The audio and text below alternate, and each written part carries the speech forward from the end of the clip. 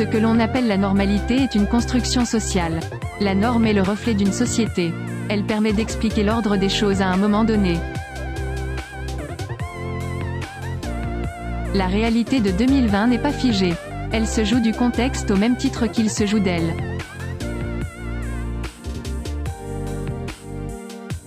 Imaginez-vous une réalité où tout semble normal. Une réalité où la normalité n'est cependant plus du tout la même que celle que nous connaissons aujourd'hui. Dans ce nouveau monde, le risque et la mort sont omniprésents. Mais toujours invisibles.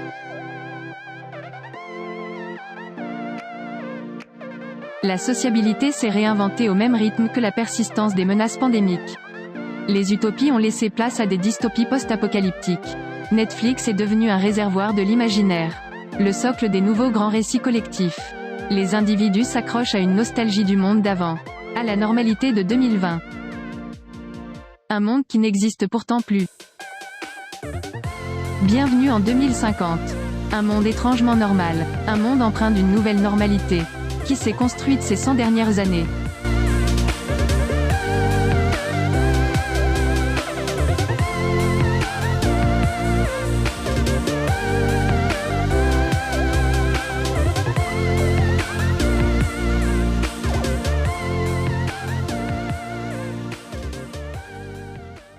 Next explore aujourd'hui les nouvelles normalités de nos modes de vie à travers la normalité de 2050. Next n'est pas seulement un média décalé, c'est avant tout un outil de transfert scientifique grâce à une approche spécifique, l'ethnofuturisme. L'anthropologie dispose d'un ensemble d'outils et de méthodes afin de pouvoir déconstruire le réel. L'ethnofiction est l'une d'entre elles. Faisons un détour par l'anthropologie, discipline d'où découle l'ethnofuturisme. François Laplantine propose la définition suivante de l'anthropologie. L'étude de l'homme tout entier est l'étude de l'homme dans toutes les sociétés, sous toutes les latitudes, dans tous ses états et à toutes les époques. Pour Claude Lévi-Strauss, il y a 3 étapes pour mener une démarche anthropologique. La première, c'est celle de l'ethnographie, il s'agit de la partie descriptive du travail de terrain. La seconde, c'est l'ethnologie, il s'agit d'un premier niveau d'abstraction, on va chercher une logique à partir des faits et des données récoltées. Et la troisième étape, c'est celle de l'anthropologie, il s'agit d'un deuxième niveau d'abstraction, et on va essayer de voir si la logique est applicable à différentes sociétés. L'ethnofiction, c'est la mise en scène d'un ensemble de conjectures technologiques, économiques, politiques, écologiques et anthropologiques et de spéculations faites à partir du savoir accumulé par les sciences humaines et sociales afin de proposer des univers potentiellement souhaitables ou non pour demain.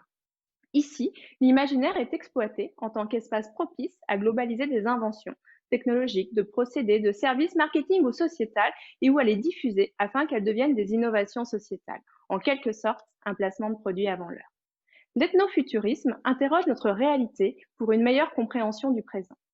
Avec Next, il s'agit de donner un sens global au chaos que l'on observe afin de bâtir un système cohérent pour rendre intelligible le fonctionnement de notre société. Le futur n'est pas prédictible, mais l'imaginer permet de voir différemment notre réalité et de donner un sens nouveau à nos actions qui, elles, orienteront demain. Next explore de nombreuses thématiques, comme la pâtisserie, le plastique, le digital, la robomobilité, la commensalité, afin de s'interroger sur les processus de construction de la norme et nos vies quotidiennes. Ainsi, penser l'anormal demain nous conduit à penser les normalités d'aujourd'hui, celles qui se jouent sous nos yeux et qui influencent celles de demain et plus précisément celles de 2050. L'anormal demain s'inscrit dans une constellation de concepts. Tout d'abord, il y a la norme. Il s'agit d'un ensemble de règles de conduite qui s'imposent à un groupe social, d'où découle la normalité, par exemple avec nos routines quotidiennes. Et puis il y a la néonormalité provisoire, c'est ce que l'on est en train de vivre actuellement, c'est-à-dire les ajustements pour rendre acceptable une situation. Et enfin, il y a les nouvelles normalités, avec l'instauration de normes qui s'intègrent dans cette normalité d'un groupe social. Et la normale demain, dans tout ça, peut en quelque sorte être perçue comme un processus de diffusion d'une innovation. Ce processus non linéaire suit 3 étapes. La première est celle de l'invention, ici caractérisée par ce que nous trouvons anormal en 2020. La seconde est celle du processus de diffusion de cette invention où nos routines vont être mises à mal, nous conduisant à instaurer des routines provisoires. Et enfin, la réception de cette invention au sein de notre vie quotidienne, c'est la troisième étape, celle de l'innovation. L'anormal est devenu normal. La norme d'avant n'existe plus et l'anormal de demain n'est pas vraiment si différent. Cependant, les normalités provisoires ont conduit à intégrer durablement certaines routines au sein de nos nouvelles normalités. Plus précisément, les nouvelles normalités ne peuvent aujourd'hui s'appréhender que par les stratégies de résistance mises en place par les individus afin de continuer à faire société. Les inventions technologiques ont ainsi conduit au développement d'innovations sociétales, comme la digitalisation de nos modes de vie, c'est-à-dire l'hybridation entre la vie physique, la vie digitale et la vie virtuelle, mais également la confusion entre les piliers de l'imaginaire, celui du rêve, du mythe et de la fiction, tout comme ceux des trois formes de pensée entre la pensée rationnelle, onirique et magique. Mais il y a également eu des modifications au sein de nos modes d'habiter. Le logement est devenu le nœud de nos interactions sociales. Un sociofuge, où la plurifonctionnalité des espaces va de pair avec la digitalisation de nos modes de vie et la fameuse confusion de ces trois piliers de l'imaginaire. Mais ce n'est pas tout. Il y a également eu le contournement et la réinterprétation des règles de la norme afin de s'accrocher à une normalité qui n'existe déjà plus. Par exemple, à travers les soirées pyjama des trentenaires pendant la période du couvre-feu, les soirées clandestines pendant le second confinement, et même une nouvelle gestion culturelle du risque qui conduit à prendre des libertés par rapport aux gestes barrières et aux règles instaurées par la situation sanitaire. Un dernier point dont on parle moins, mais qui est pourtant très présent dans cette néo-normalité, c'est la moralisation croissante du monde. La consommation responsable devient une nouvelle doctrine sociale. Les théories alternatives et les fake news prennent de plus en plus de place dans l'espace médiatique et questionnent notre liberté de penser. Enfin, les rituels de l'hypermodernité, comme le Black Friday, contraignent les consommateurs à faire des choix d'achat ou de non-achat et par extension de choisir des modèles de société.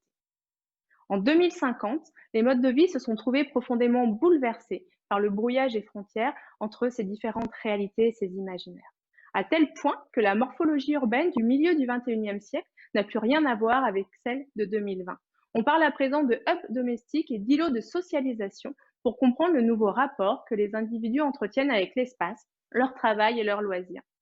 4 scénarios principaux distinguent et participent à créer cette nouvelle normalité. Le scénario 1, c'est la révolution urbaine.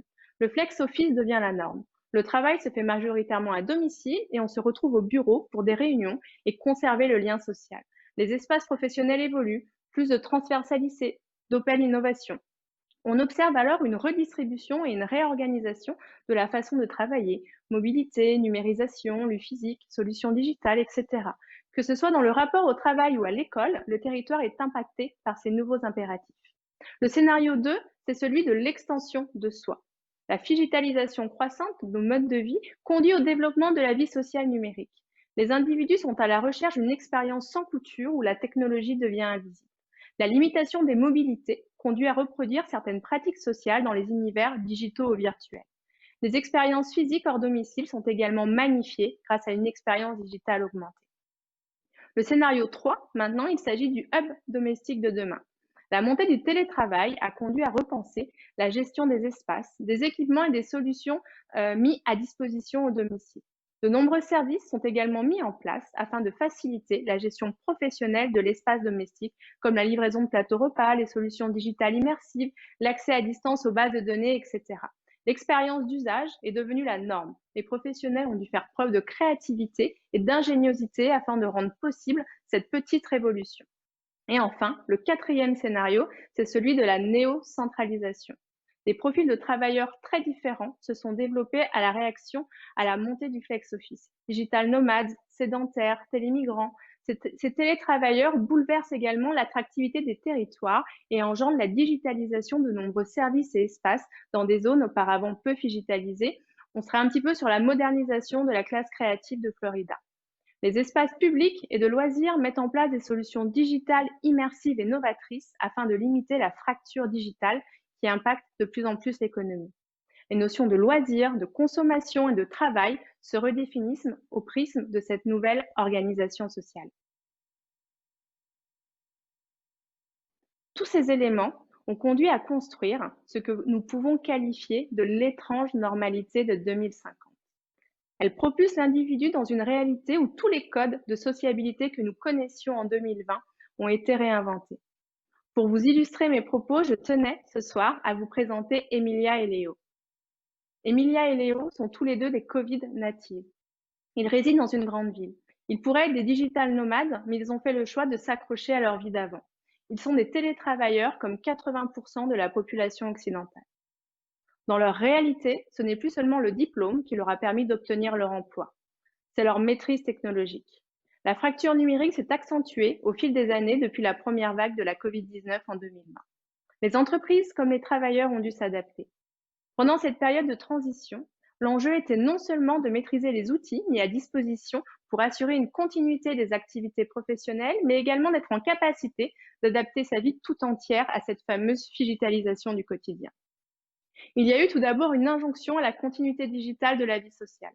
Les individus devaient apprendre à faire ensemble l'expérience d'une néo-solitude, à travers la prise de repas, les soirées entre amis et même les rites de passage structurants pour la vie d'un individu comme les anniversaires. Rien n'était comme avant, mais pour autant, rien ne changeait vraiment.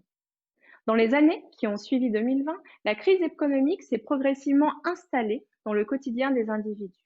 Elle a conduit à l'émergence d'une nouvelle concurrence pour Emilia et Léo.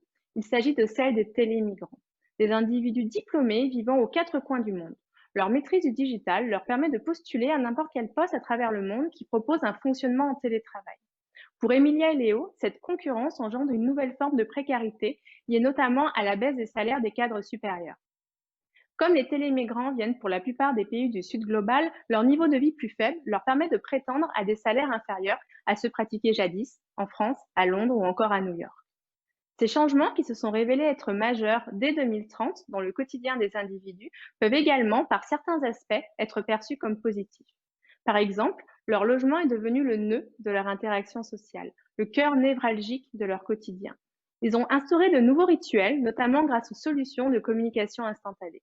Cependant, la menace pandémique n'est jamais très loin. Leur routine quotidienne est rythmée par la succession des mesures sanito-politiques mises en place, comme le couvre-feu ou les confinements successifs avec lesquels ils ont dû apprendre à vivre. Mais Emilia et Léo n'ont pas l'air malheureux pour autant. Ils finissent même par apprécier certains aspects de leur quotidien.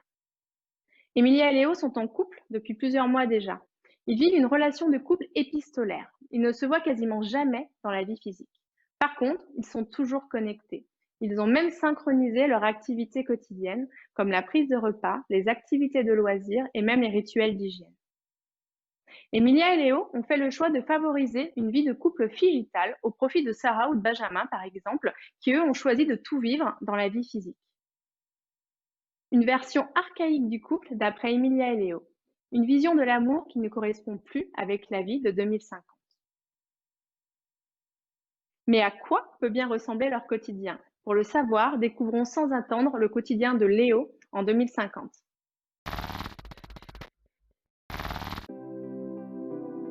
Bonjour à tous, je suis ravi de pouvoir vous raconter mon histoire. Je m'appelle Léo, j'ai 29 ans, nous sommes en 2050 et vous assistez à la première journée du 34e reconfinement. Ici, le monde n'est plus celui que vous connaissiez en 2020. On s'est habitué à vivre avec la menace pandémique, et même avec toutes les autres menaces. Le logement est devenu un de nos derniers refuges, un rempart contre la perte d'humanité qui anime de plus en plus d'individus à travers le monde. Ma chambre est devenue mon lieu de vie, le seul espace qui m'appartient. J'y dors, j'y prends mes repas, j'y travaille et j'y pratique même mes loisirs. À mon époque, les logements individuels ont presque disparu. Seuls les ermites digitaux résistent et perpétuent votre mode de vie. Dorénavant, tout le monde vit en communauté. Il s'agit d'un enjeu de survie pour surmonter l'isolement des confinements qui surviennent presque à chaque changement de saison. Avec ce principe de fonctionnement, l'intimité n'existe plus. De même, la notion d'affinité sociale a été redéfinie. En effet, ces mini-communautés de vie sont formées grâce à des algorithmes qui calculent la complémentarité des différents membres du logement. Pour limiter toute dérive, les logements ne sont pas mixtes. Lorsqu'un individu désire construire son propre foyer, il devra mobiliser la même algorithme pour trouver l'élu de son cœur, mais également un autre couple en attente de construction d'une mini-communauté. Chaque logement doit être constitué de minimum 4 personnes, c'est la règle. Une règle qui ne peut être transgressée que dans de rares cas. La vie en communauté a ses avantages. Il y a un partage des tâches domestiques équilibré afin de garantir une vie ensemble agréable. Avec ce mode de fonctionnement, la notion de propriété n'existe plus. Le partage devient même un luxe. Il renvoie l'image d'un quotidien où la contamination ne fait plus peur. Dans l'espace restreint de nos logements, nous ne sommes plus obligés de respecter les gestes barrières lorsque nous sommes en période de confinement. Le gouvernement nous impose également une éthique de vie et de consommation. Nous sommes priés de limiter notre empreinte carbone. Pour cela, les objets de seconde main sont valorisés et les garde-robes sont partagés. Depuis 2035, nous ne pouvons plus rien acheter de neuf pendant un confinement. L'identité individuelle et collective, à travers les marqueurs d'appartenance socio-culturelle, ont changé. À l'inverse de votre quotidien de 2020, le lieu de vie, la possession ou la différenciation esthétique ne nous permet plus d'affirmer notre singularité ou notre rattachement social.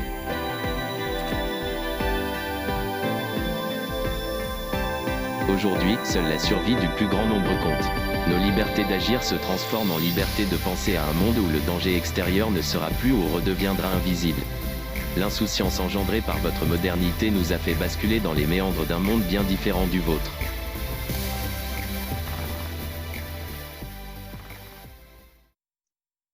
Le quotidien de Léo est étrangement normal, pour autant ses routines quotidiennes et son style de vie diffèrent en de nombreux points de notre vie actuelle. Comme vous l'avez compris, Léo a préféré rester dans ce logement partagé plutôt que de s'installer avec Emilia. Emilia, elle, ne parvient pas à prendre autant de distance que Léo par rapport à leur mode de vie. Elle se pose beaucoup de questions, notamment concernant sa liberté de penser et la vision du monde dominante qui s'impose de plus en plus à elle. En effet, en 2050, Emilia et Léo se situent au cœur d'une guerre dont ils ignorent tout, même son existence. Il s'agit d'un affrontement pour la suprématie des futurs où inventeurs, futurologues et scénaristes de SF se livrent un combat sans merci pour préempter une réalité qui n'existe pas encore. Ces individus nourrissent secrètement le rêve de modeler le monde de demain à leur image par la création de nouveaux grands récits collectifs. Ces prédicateurs d'un nouveau genre captent les signaux faibles de leur époque, les tendances structurelles et les mettent en scène au sein de prophéties, pour la plupart millénaristes. Mais ceci n'est pas nouveau, bien au contraire. De tout temps, les mythes ont permis aux hommes d'expliquer l'ordre des choses, de rendre intelligible le monde qui les entoure. En encapsulant les craintes et les espoirs de l'humanité au sein de grands récits collectifs, l'homme a pu rendre sa réalité plus familière, c'est-à-dire plus rassurante. Il a même pu se donner l'illusion d'avoir tué la mort ou du moins de l'avoir mis à distance de son quotidien. Le XXe siècle et le début du XXIe siècle ont marqué l'ère de l'apogée de la société de consommation. Consommer toujours plus dans une société où la consommation est devenue, au fil des années, une forme de religion. De nouvelles valeurs se sont mises à voir le jour et se sont intégrées progressivement dans le quotidien d'un grand nombre d'individus. Plus de sobriété, plus de responsabilité. L'ère de la consommation éthique s'est installée en créant une fable post-capitaliste séduisante. Consommer mieux pour continuer à vivre comme avant. Mais la réalité est toujours plus complexe que les histoires que se racontent les hommes. Avec les pandémies successives, la récurrence des actes terroristes à travers le monde et les différents chocs économiques qui en résultent, le monde est devenu de moins en moins rassurant. La crise des imaginaires a conduit à puiser nos intrigues dans de nouveaux réservoirs de l'imaginaire, où par exemple Netflix, pour ne citer que lui, donne à voir une réalité dystopique de moins en moins séduisante. En 2050, la société du divertissement se trouve à son paroxysme et participe à la refonte massive de la culture. Ainsi, l'amusement serait devenu l'instance de légitimation du travail dans la vie ordinaire au sein de la société d'Emilia et de Léo. Une compensation aux difficultés des modes de vie hypermodernes. L'amusement devient le prolongement du travail. Il est recherché par celui qui veut échapper au processus du travail automatisé pour être de nouveau en mesure de l'affronter, traduisant la violence de la société industrielle dans l'esprit de ces individus. La culture du divertissement, telle une pierre angulaire du capitalisme artiste, façonne les consciences collectives à travers la construction de récits captant les peurs, les fantasmes et les aspirations d'une époque, tel un miroir de nos sociétés. Dès 2030, l'amusement lié au divertissement s'est progressivement estompé au profit de l'imposition de nouveaux imaginaires intrinsèquement liés aux stratégies des différents partis politiques. En adhérant à un imaginaire, on choisissait en réalité un modèle de société. La moralisation de la consommation s'est ainsi progressivement immiscée dans le politique pour créer un nouveau modèle de société. Alors que Léo semblait accepter cette situation, Emilia ne pouvait pas se résigner et puis progressivement ses distances avec Léo. En 2055, Emilia est très seule. Le dernier confinement est même peut-être celui de trop pour elle. Découvrons ensemble le combat qu'elle mène.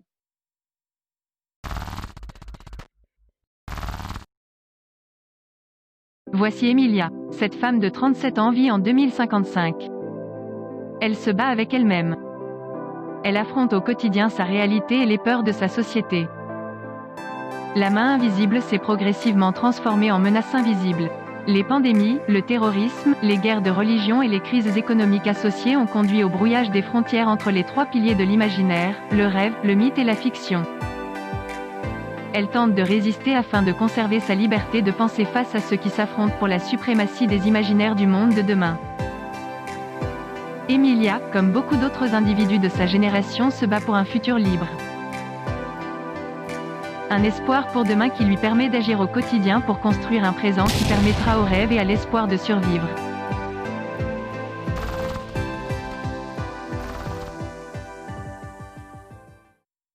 Emilia et Léo représentent deux facettes de cette réalité des années 2050. Ces Covid natives sont en quête de leur identité et même en quête d'eux-mêmes. Ils sont à la recherche d'un espace de liberté, à la fois hétérotopique et hétérologique, afin de se construire leur propre vision du monde. Ils héritent en quelque sorte de notre monde et de la volonté que nous avons eue de vouloir le changer, sans rien changer pour autant à nos modes de vie. Le début du XXIe siècle, grâce à l'économie de l'expérience dans une culture du divertissement, avait amené les individus à croire qu'ils étaient en train de faire mieux, de faire différemment. Les nombreux récits qui circulaient à cette époque avaient même donné l'illusion du changement. À cette époque, deux imaginaires principaux pour 2050 étaient en vogue. L'un, de la démesure technologique, où la technologie était présentée comme anxiogène, et l'autre, à l'inverse, où l'apocalypse climatique conduit à réinventer des modes de vie sans technologie et basés sur le localisme. Ces univers prennent forme à travers des dystopies ou des récits post-apocalyptiques. Ces histoires sont à la fois libératrices, politiques et porteuses d'espoir. Ces récits s'ouvrent sur un monde dévasté où une poignée d'individus déboussolés tentent de survivre. Ils ont en commun de faire table rase du monde actuel sur lequel nous n'avons plus aucune prise.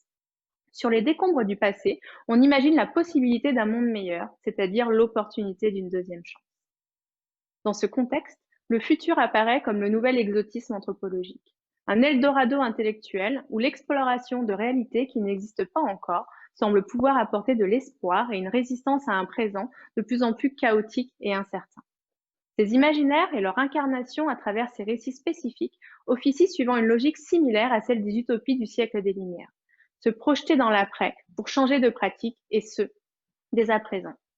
Mais ces récits n'ont pas suffi à conserver la normalité de 2020. Le monde a changé, les changements se sont emballés. Je vous invite à présent à faire un plus grand saut dans le futur et de nous rendre à la fin du XXIe siècle. Alors que le quotidien d'Emilia et de Léo ne semblait pas si différent du nôtre, voici celui de Nina qui, pour le coup, est très différent. Nina vit dans le monde de la génératrice. La génératrice est une structure haute de plusieurs kilomètres qui constitue le nouveau visage urbain. Constituée de grilles entremêlées, elle permet aux capsules de se déplacer et aux unités de service de s'y connecter, et c'est là où est rangée la vie humaine. Plus précisément, les révolutions écologiques n'ont pas suffi à rendre la vie viable après 2060. Il a fallu des mesures gouvernementales fortes afin d'imposer un changement radical de mode de vie. Dès 2076, le gouvernement a fait le choix de pousser cette accélération à son paroxysme pour pouvoir survivre. Désormais, le logement devient notre seul espace de vie. Nous ne pouvons plus en sortir. Plus question de domicile fixe. Les individus vivent dans des capsules avec le strict minimum. L'énergie produite par leur mouvement incessant est devenue une ressource d'énergie verte, telle de nouvelles éoliennes. Ils sont passés d'une société où l'on rêve de mobilité à un monde où l'on rêve de pouvoir enfin s'arrêter. Tout s'articule désormais dans la génératrice. Ce nouveau schéma urbain permet une accumulation verticale sans précédent et dégage donc du terrain au sol pour nourrir les 25 milliards d'habitants. L'énergie générée par le déplacement des capsules permet de changer les machines qui s'occupent de l'agriculture et des récoltes au sol afin d'alimenter la génératrice et de pouvoir nourrir les êtres humains.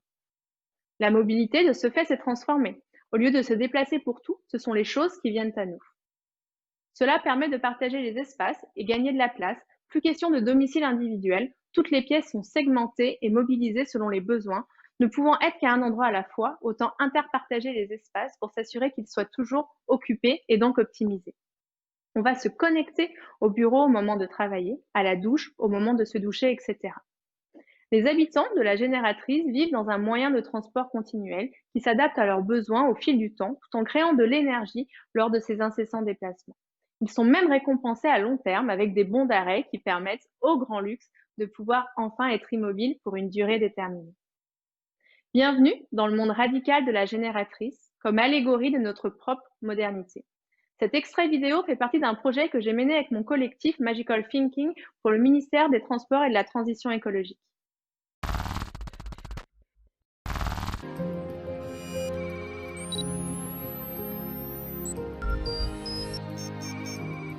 Bonjour et bienvenue. bienvenue. Vous êtes arrivé au premier échelon de la génératrice. Vous devez effectuer 97 844 heures de travail pour atteindre le niveau 2. Bon courage et à bientôt.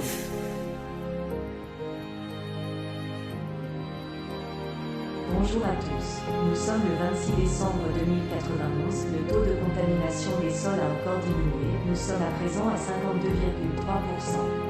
Celui de l'air aussi avec un taux de 46,9%. Grâce à vos efforts, plus que 350 654 jours avant que la vie dehors soit de nouveau possible. Au nom de toute l'humanité, la génératrice vous remercie.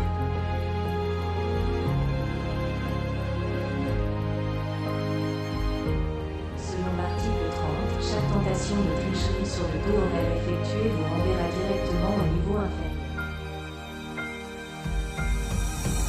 Bonjour à tous, nous sommes le 9 juin 2004. Le taux de contamination des sols est à présent à 46,1%. Celui de l'air est à un taux de 41,7%. Grâce à vos efforts, 377 Au nom de la génératrice vous remercie.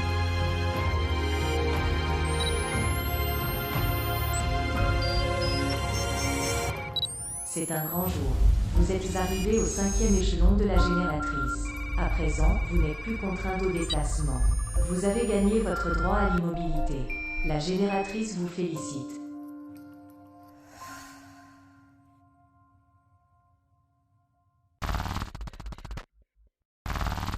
Vous venez de découvrir brièvement le quotidien et l'espace de vie de Nina. Nous voici dans une capsule type qui est devenue le logement de référence pour l'ensemble des citoyens du monde. Comme vous pouvez le constater, l'espace de vie est sommaire. Une borne interactive va permettre aux habitants de rester connectés au monde et de vaquer aux occupations quotidiennes. Dans cette réalité, chacun a pour mission de faire vivre la génératrice et de l'entretenir. Plus on donne de son temps afin d'alimenter le système survivaliste en place, plus on peut accéder aux échelons du dessus et avoir du temps libre, avoir le temps de prendre le temps de ralentir son mode de vie. La génératrice fonctionne grâce à un quota heure énergie. Au premier échelon, on doit produire X heures d'énergie pour passer au suivant et avoir de plus en plus de temps, etc., etc. Vous trouvez ce monde radical, oppressant, et il vous dérange? Si c'est le cas, c'est tout à fait normal. C'est le but de l'ethnofiction. Proposer une vision d'un futur dérangeant pour interroger notre propre réalité. Le quotidien de Léo, d'Emilia et de Nina nous amène en définitive à nous questionner sur nos normalités, sur l'anormal de demain et surtout, et même peut-être d'abord, à nous demander ce que nous voulons trouver normal demain.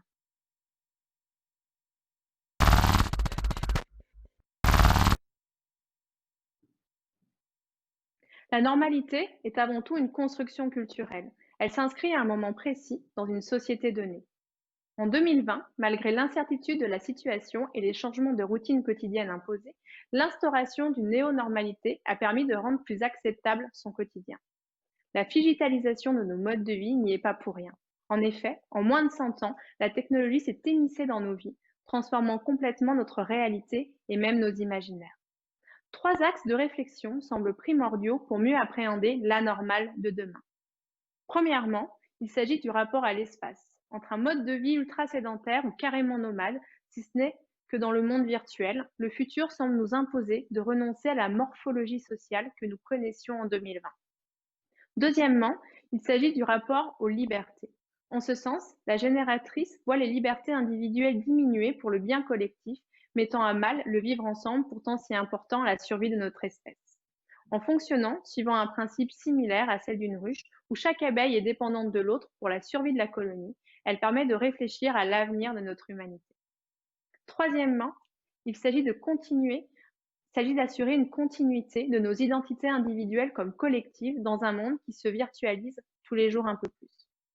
Par exemple, à travers la découverte d'une extension de la vie physique dans les métaverses, les individus ont appris à naviguer entre les deux mondes sans pour autant diluer leur identité malgré quelques ajustements nécessaires afin de s'adapter à ces nouvelles possibilités. Dès 2020, différents experts étudiaient les 3 principales métaverses dont le développement s'était accéléré dès le premier confinement de 2020. Le premier est celui du refuge, au sein duquel le virtuel représente une bulle protectrice, un monde idéalisé. Le second est celle de la matrice, une réalité où le virtuel est oppressant, déshumanisant et transhumaniste. Enfin, le troisième est le vortex, un espace où la perméabilité entre vie réelle et vie virtuelle s'accentue, changeant notre rapport à la réalité physique.